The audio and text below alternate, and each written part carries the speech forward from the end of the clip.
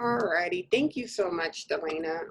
Thank you everyone for taking the time out of your day and your lunch break to join us for this educational series around divesting from police, investing in community. And the hope of these webinars is to really just to walk you through what we are seeing in our communities as it relates to policing and how we can move forward towards a new path as it relates to community safety and what we can do as ACLU advocates to make that happen. So to get started, I want to go over an agenda and the goals for today. There's a lot happening in this webinar. So definitely a welcome and an overview. Again, thank you for joining us. We're going to go over in terms of what is policing with an overview of modern policing in the United States. I love history, so you guys will have to indulge me as I walk you through that. As we talk also about excessive force and police accountability and some of the things that we have seen here at the ACLU, and a call to action, again, hopefully followed by Q&A by our wonderful Senior Policy Counsel and Staff Attorney, Rebecca Wallace, who has been here. Has it been like 9-10 years now, who definitely could speak to the cases that she and the legal department have seen as it has related to excessive force and some of the policy work that the team has been working on and what she's been working on through her career at the ACLU as it relates to this.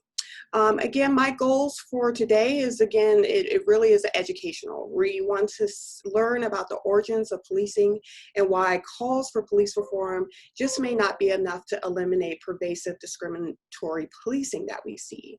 And as we go through today and go through our webinar series, you know, my goal here is to really just mobilize around a more clear vision to reinvest in a civilian-led community safety. And, you know, hopefully throughout the month, we will be having these weekly. There will be 3, and hopefully we come to a better sense of how we want to move forward.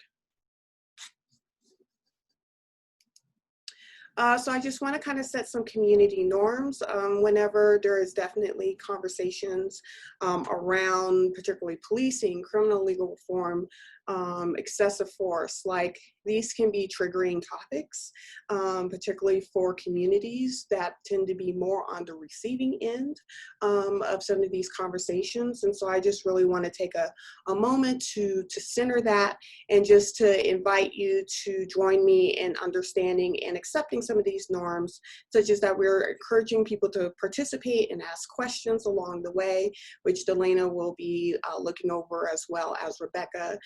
Be open-minded to learning. So, you know, certainly there may be some things here that you may know, that you may not know, but to be open to that learning process. And then to also to respect other people's experiences, whatever that may be, as we are talking about this issue around policing. Okay, so to get into it, what is policing?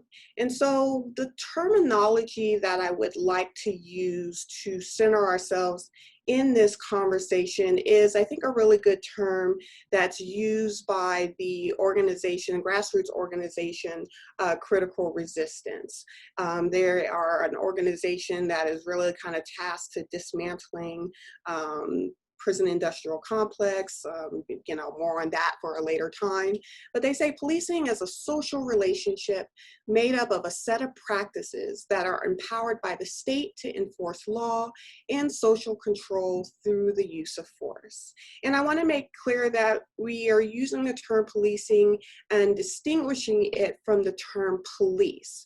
Police being more of an agency or an agent that is charged with enforcing laws with the adherence to rules and procedures, and that it can include anywhere from, you know, issuing citations, making arrests, or employing force when there may be a perceived threat to bodily harm. So just really wanting to make sure that as we go along that we are making those distinctions. Like, what we want to talk about today is not about individual police officers, not about good apples, bad apples, but a system. And when we say, you know, when we're looking at policing, it's not just like what we think of agencies like municipal police departments, but it's how we use other systems in our society to police the behaviors of others, whether that be in school, whether that may be in church, really just kind of taking that concept and really applying it more broadly.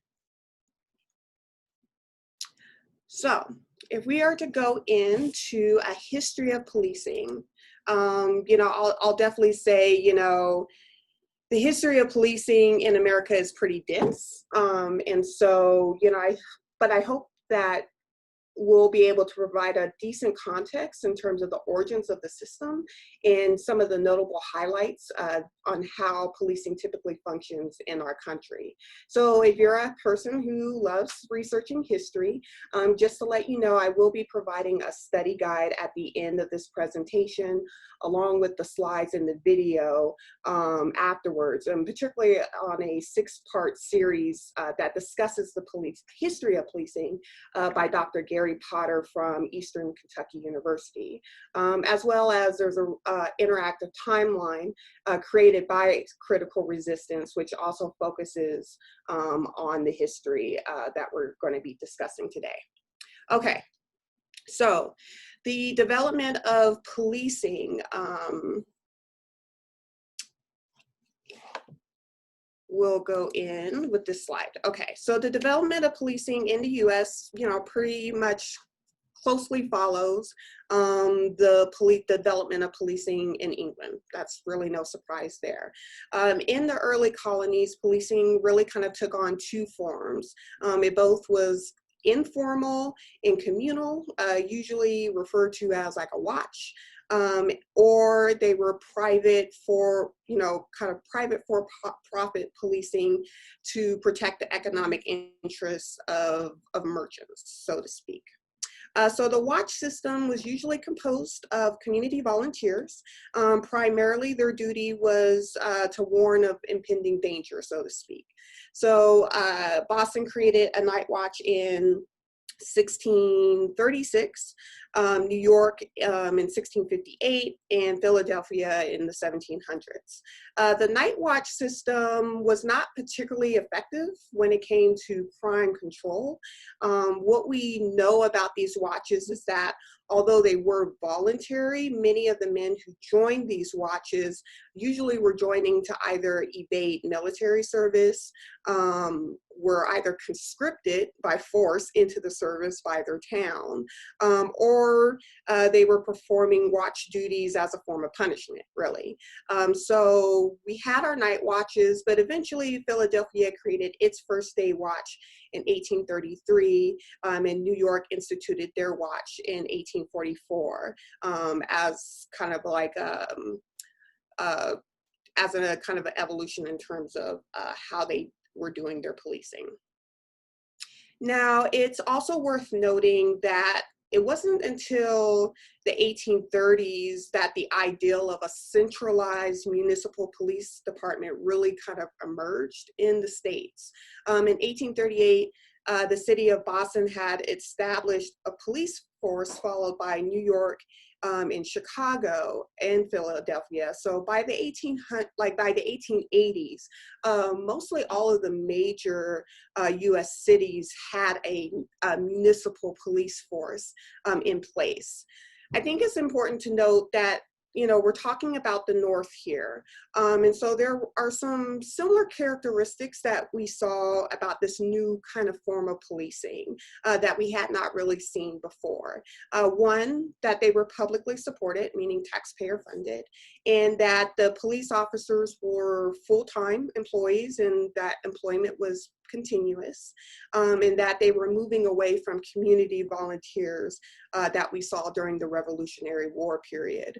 And that the department, you know, these departments were beginning to create rules and procedures, and that the police departments tended to be accountable to a central government agency, whether that be the town, the mayor, so forth. Now, of course, policing in the South took on a particularly different flavor. The beginning of policing in the South is in the slave patrols, and this was in order to maintain chattel slavery.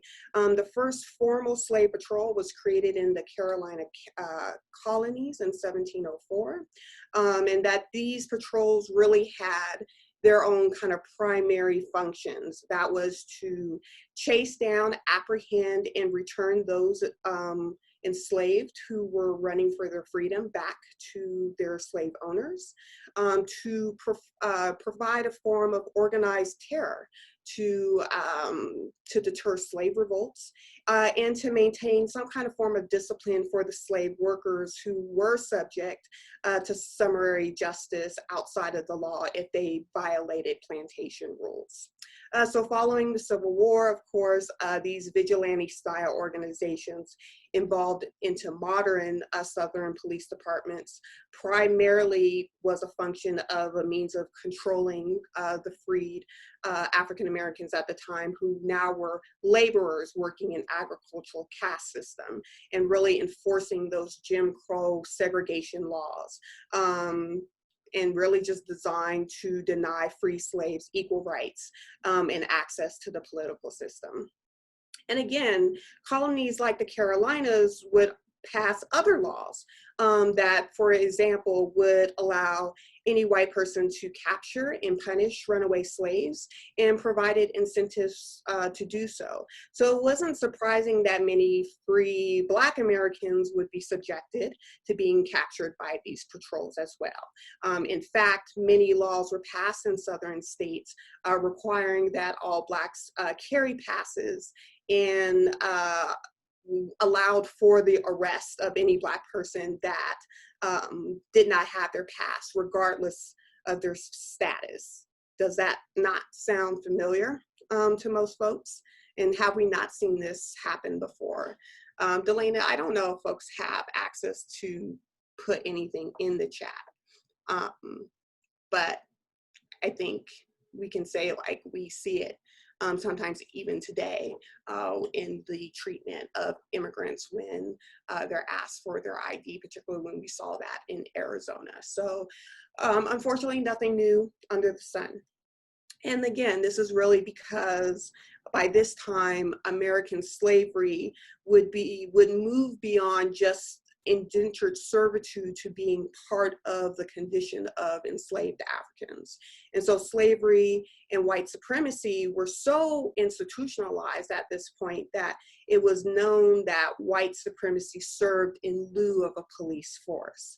And as you could probably guess from the title of the webinar and the work that we do at the ACLU, not much has changed from that.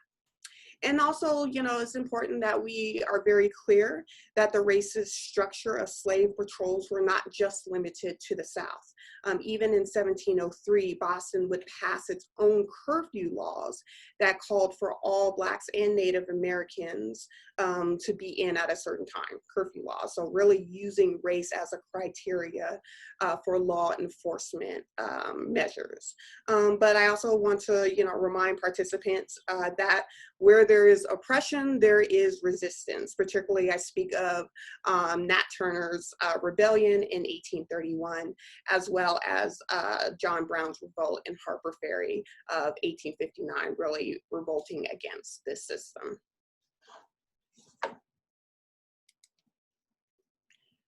So again, I don't know in terms of like if folks have access to the chat or not. And if not, you know, I want you guys to think a little bit. What was it about the United States in the mid-1800s that necessitated the development of a local centralized police forces? And maybe just ponder on that.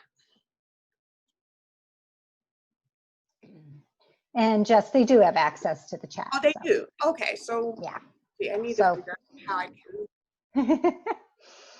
Yeah.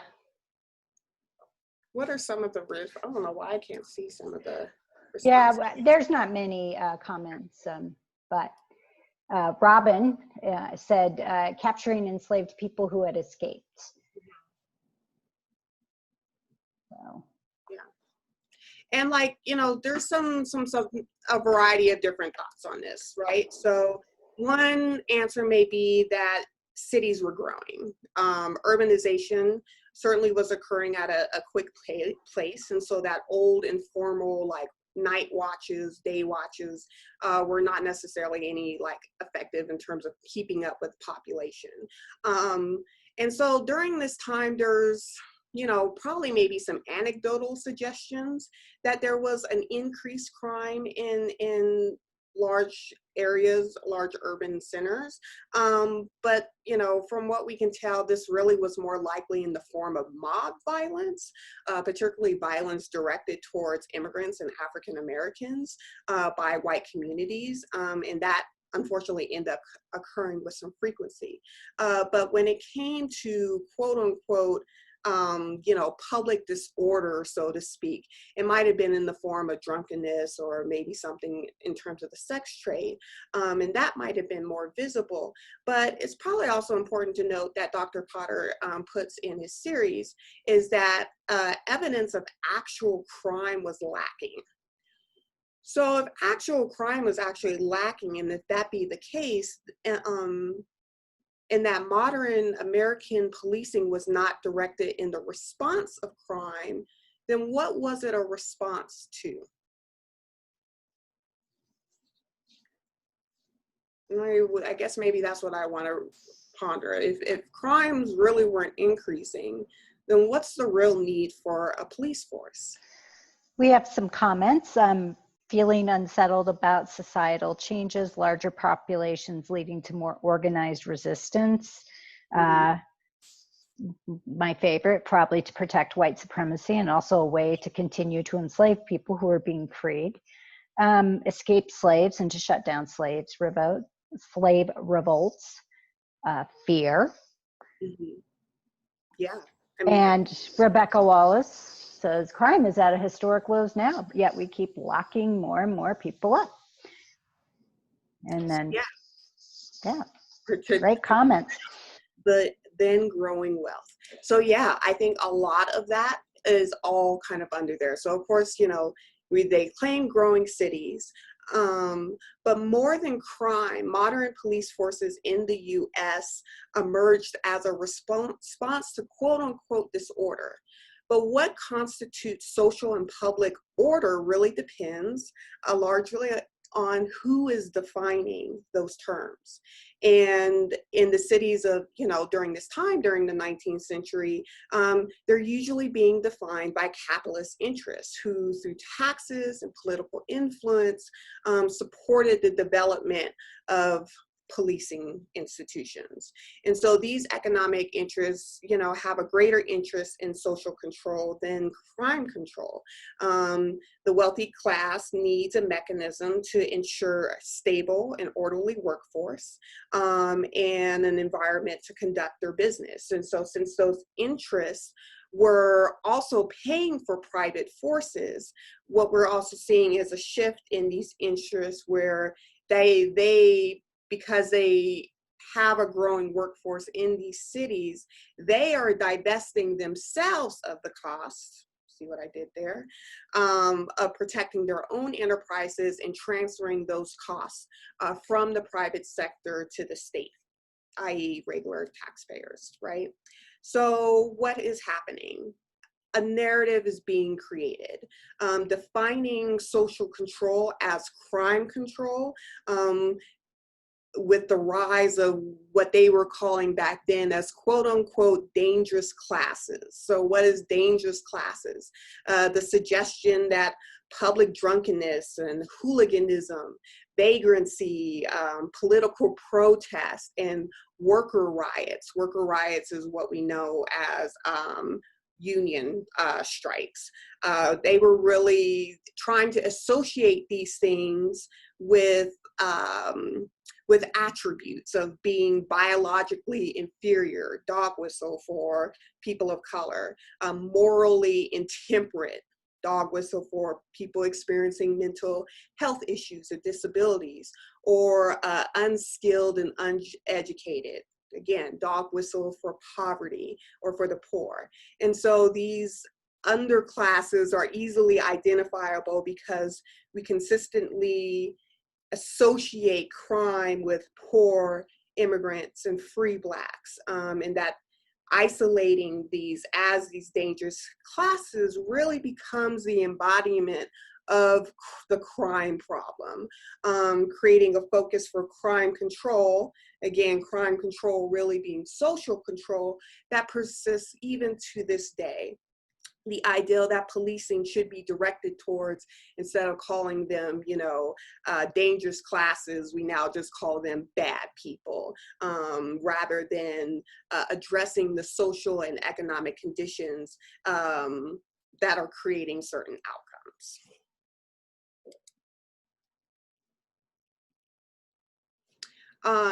And certainly I would love to continue to keep going in this conversation as we move into the 20th century and beyond, about how policing continues to evolve, particularly around the use of police forces to suppress demonstrations during the civil rights movement of the 1960s and the Vietnam War. But I want to make note as we begin to have conversations today about reform, that this is not the first time in our nation's history that we've had these conversations. So attempts to reform police practices were usually because of rampant corruption and misconduct. And so there were a lot of cries for reform, particularly with what we were seeing in the 1960s in terms of the use of police force against folks who were demonstrating and protesting against racial injustice. Again, nothing new. And initially, like, the reform efforts would take the form of investigative commissions into corruption and to force. But I think it's also important to know that with cries of reform, there have been responses to that. And some of those responses are pretty notable. One, during the 1960s, we saw a rise in police unionization. So by the 1960s, police officers were responding with unionization campaigns as a common resistance to the increased charges of police brutality and corruption. And probably by the early 1970s, nearly every large city police department was unionized. There were attempts to make, police were making attempts to do their own internal reforms, and we saw the emergence of what's called police professionalism, making the department even more bureaucratic with a chain of command. And there's like this book called by O.W. Wilson called Police Administration that kind of becomes this blueprint on how to, make the system more bureaucratic. And so, yeah, patrols are becoming reactive. They're becoming more reactive. The increase of technology we're seeing in this was used to kind of restore control of police administrators. And again, like police in the criminal legal system, the response becomes twofold. And so in 1968, we had the Omnibus Crime Control and Safe Streets Act, and where what we saw is that large sums of federal money were being directed towards police community programs, which honestly, they really were more of a media-focused attempts to improve the police image. And so by the 1980s, many departments were beginning to consider the new strategy of policing called community policing. And community policing was emphasizing working closely with the community, police responsiveness to the community, efforts to, address community problems. But many of those problems, again, were not criminal in nature, but were social in nature. So, again, it's really like the latest iteration of improving, again, trying to improve police in the community, decentralizing, and again, in response.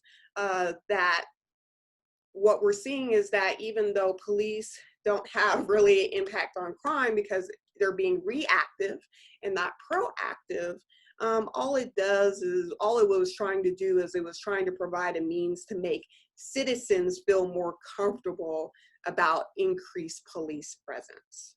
And so, again, from the beginning, American policing has been intimately tied not to the problem of crime, but to the demands for, again, a political economy that needs workers, that needs that order. And so if we look towards the 21st century now, you know, what we're seeing is, again, a new emphasis on science and technology, particularly when it comes to surveillance, the militarization of our police, you know, basically in SWAT gear. And again, more of, how else do I put it? More of a pacification of community policing. And again, all it does is it keeps replicating this problem, because policing was never designed to address crime, but to more address social order. So if we look at today and we're saying, okay, well, if police, you know, are using force in order to maintain social order, what does that look like? And so, you know, perhaps many of you know, at the ACLU, we do a lot of work, particularly in our legal department, when we do hear of situations of excessive force being used by officers. And so I want to make note of three in particular. The first one, that being Ryan and Benjamin Brown in the Colorado Springs Police Department back in 2015. So the lawsuit that the ACLU filed was in 2016, but the incident was in 2015.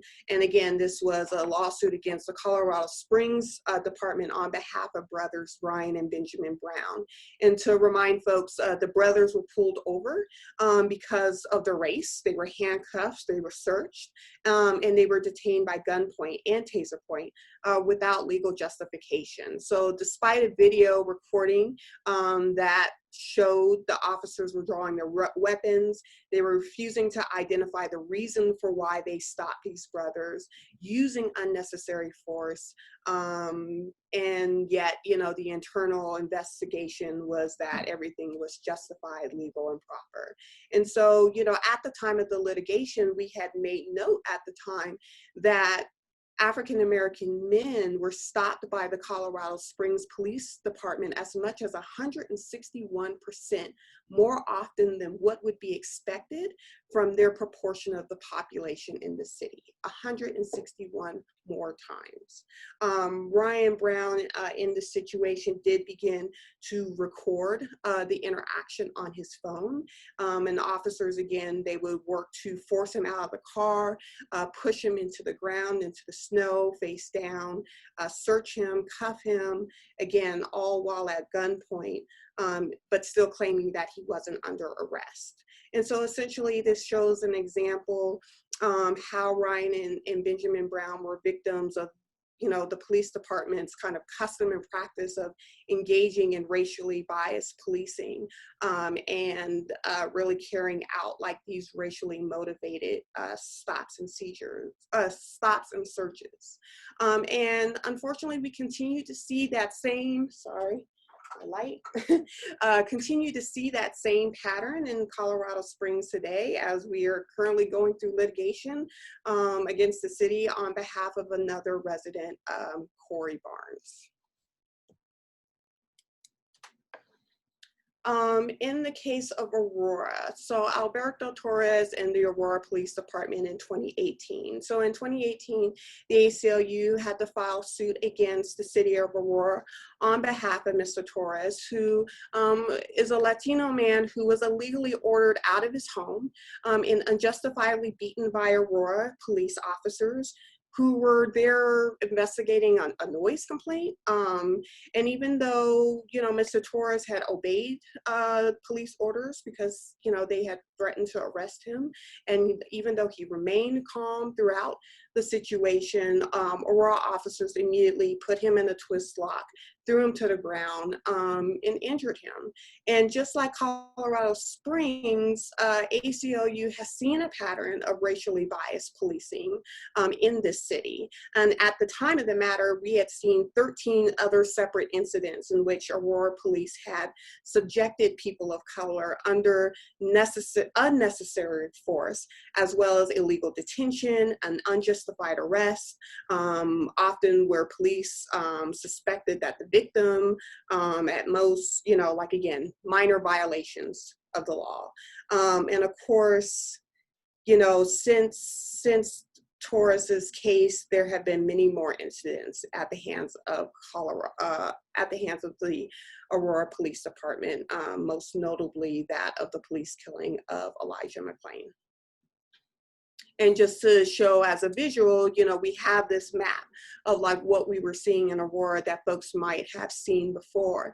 And I think like it's pretty astounding to me that, you know, at the time we had put this out, you know, over $4.6 million taxpayer dollars were paid on behalf of the Aurora Police Department to settle lawsuits from police brutality and violence.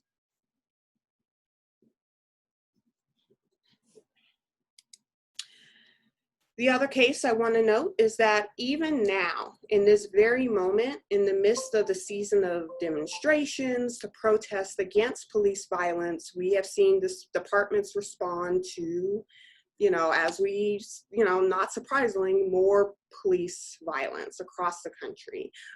This past June, the ACLU had to file a lawsuit against the city and county of Denver on behalf of organizations and individuals who were injured by police while protesting against police violence.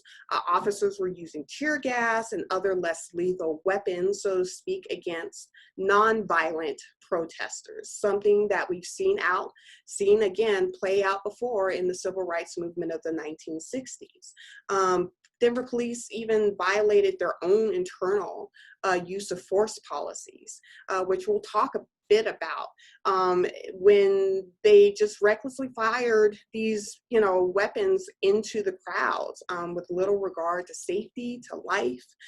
In doing so, it failed to make the city safer, and it just even more widened that distrust between community and police. I have a quote from our legal director, Mark Silverstein, that notes, quote, that the city's actions, while unconstitutional in context, are even more pernicious here because the use of this dangerously excessive force specifically targeted peaceful protesters who assembled to protest police brutality, particularly with law enforcement violence that disproportionately targets Black and brown people. The police have no legitimate basis to assault peaceful protesters. We intend to hold law enforcement fully accountable. So again, you know, one of the things that's really important to note is that even though these were considered like less lethal weapons, you know, there's a study that shows 3% of people are killed by these least lethal weapons, and 15% from that study are permanently injured. So it's just, again, if, you know, you're having policies and you're violating your own policies, then what is happening here? So I want to talk about a call to action in terms of why reforms may not be enough to solve this issue of policing that we're seeing. So there is, you know, we've taken this look at the history of policing. Again, it's a really brief look of the history because it is very dense. And again, I will be providing some resource materials if you'd like to take even a deeper dive into this. It really is quite interesting, and we realize that, again, nothing is new under the sun. So we take this look at the history of policing and what we at the ACLU have seen on the legal, from the legal side of this brutal system. The ACLU has, again, been a long champion for the cultural overhaul of policing in our communities. And we've worked with police departments to change their policy as it relates to excessive force, the use of lethal and non-lethal weapons. And even the past legislative session, we championed, the bill SB 217, which would allow Coloradans to seek redress against peace officers in state court for constitutional violations by breaking down the barrier of qualified immunity. And again, I would love to go over into, a deep dive into qualified immunity, particularly the historic origins of qualified immunity, because it is very fascinating. But I will actually provide a resource to podcast NPR's Code Switch. If anyone doesn't listen to it, you should. But it's a podcast called An Immune System, which I think is very enlightening. I mean, it will probably do a better job than I will today in terms of explaining the concept. But for quick review, qualified immunity, and definitely Rebecca can correct me, is a legal doctrine that prevents or protects government agents like police officers who may violate someone's constitutional rights from being held liable for their actions in a civil lawsuit. 217 also put measures on police reporting for data, reining in the use of deadly force by police officers, as well as mandating measures on the use of body cameras. But even here at the ACLU, we understand that this is not enough to combat against discriminatory policing, and that it's not the be-all, end-all. There's this really great report out by the Opportunity Agenda called Beyond Policing, which again, I'll provide a link to the resource after the webinar. But essentially, if we were to look at some of the cities in the country, some of the major ones, New York, Chicago, LA, Minneapolis, police departments have already put in place reforms such as chokehold bans, body camera policies, de-escalation trainings. But what we're seeing is that these policies have been around for some time, and yet they have yet to eliminate pervasive police violence. Even going so far as even getting federal government intervention to address the civil rights violations that we've seen in some of these departments, such as like what we saw in Ferguson after the killing of Michael Brown. So how can major cities implement these policy changes, but the racial disparities in police enforcement remain steady? So for example, one study found that African Americans were 3 times more likely to die at the hands of police than white Americans. Another study found that Blacks were 50 times more likely to experience some level of force. And why is that? Like, just curious, like for the group, like why do you think that is? If we were putting in these reforms, why are we still seeing the disparities that we see?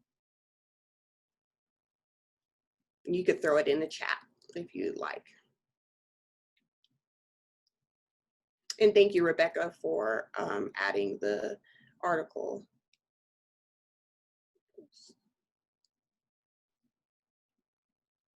Yeah, Rebecca says racism is not addressed through written policy changes because of implicit biases, lack of accountability, and abuse of power, because the root issue is not addressed. And that the reforms don't change the culture of police. So yeah, I mean, like this report in Beyond Policing says that, they have a few, theories that they're saying that I think it's important to take into consideration. So for example, duties for an officer to report and intervene when another officer is engaging in authorized acts of violence can be helpful, but it's also hard to overcome ingrained culture of silence among officers, especially if they may end up losing their job because of it. And when you have a strong police union backing when an officer is reprimanded. Again, as we said, we've been here before when we're trying to reform, and the response to that reform was police unions in order to protect themselves. Guess what? It's working. It's also noted, it was noted in a New York City civilian complaint review that officers would tip each other off when they had their body cameras on. So how can body cameras make a statistical impact in reducing force if officers are tipping each other off around the reforms? And so I think hopefully this shows that you really need officer buy-in to implement these reforms. And if they're not buying in, then what? So what do we do? What is our response? You know, if the reforms are not enough, where do we go from here? And what we're thinking that needs to go on is that it is time that we start reimagining a new form and a new vision of community safety. And that is why we're hoping that today's webinar will set the foundation and the groundwork for us to continue to have this conversation, that if policing is based in social control and not criminal control, then what they're responding to isn't adding up and it isn't meshing well. And so we need to begin to continue to have these conversations about what community safety looks like.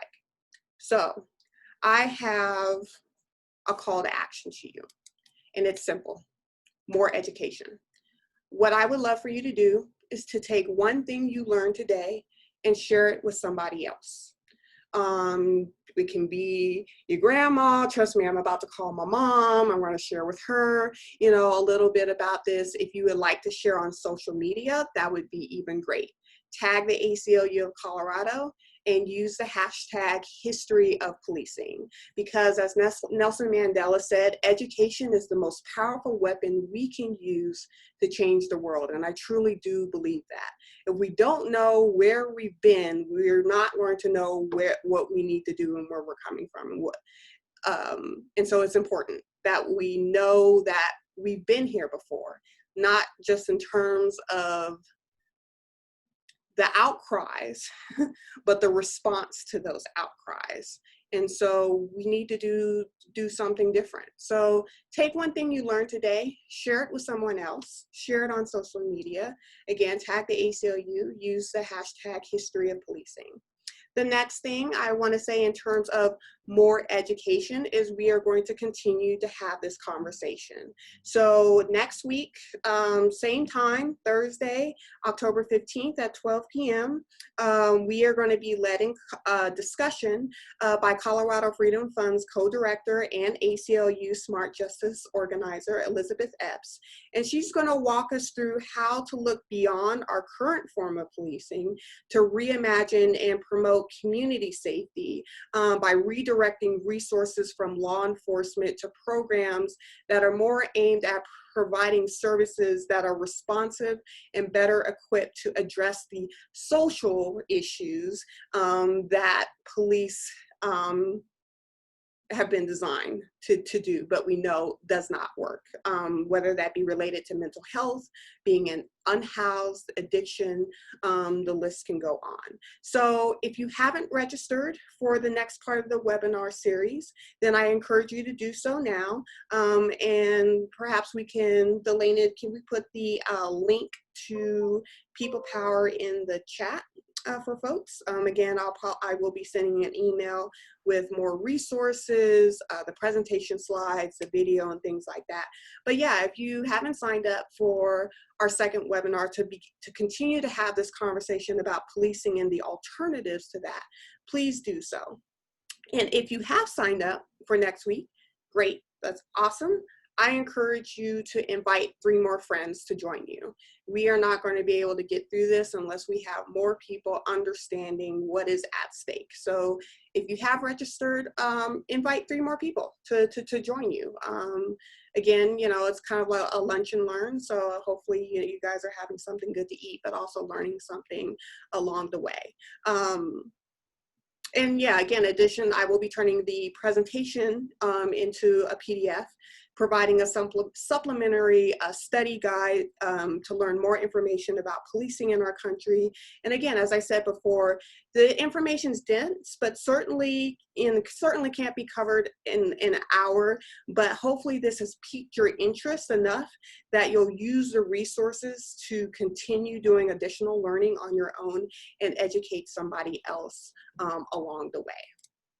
So with that, again, we have our wonderful Rebecca Wallace, our Senior Policy Counsel and Staff Attorney, who's here to answer any questions as it relates to policing, particularly what we've seen here at the ACLU, and perhaps some policies that are kind of behind some of the issues we've seen. We do have one question about the recording of this event. It will be up on our website and on our YouTube page shortly after the event. So look for it there.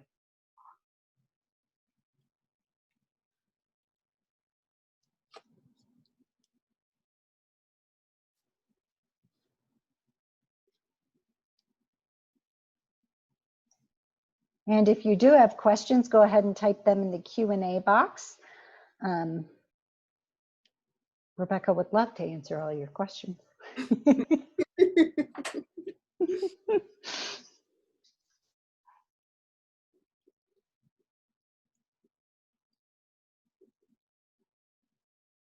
But yeah, if not, I do, I'll share the references to some of the things we pulled off of. But yeah, again, I hope you were able to take something away from this, a better understanding, again, of the history of policing and why we have to start looking towards a new vision for something different.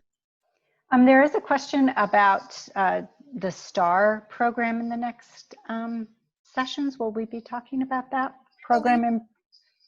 I believe we will. I know that Elizabeth works very closely with the STAR program, and certainly, again, when we have these conversations about divestment, we can't have the conversations about divestment if we're also not talking about reinvesting in the community, so like the STAR program. And certainly my hope is that even beyond the 3 webinars, we will continue to keep having this conversation by bringing in the folks who are on the ground, providing these alternative services to show you, if you don't know what the alternatives look like, well, let us introduce you to the people who are working on them. And so hopefully that will be the continuance of this conversation after the 3-part series. But we'll make a note for Elizabeth to make mention of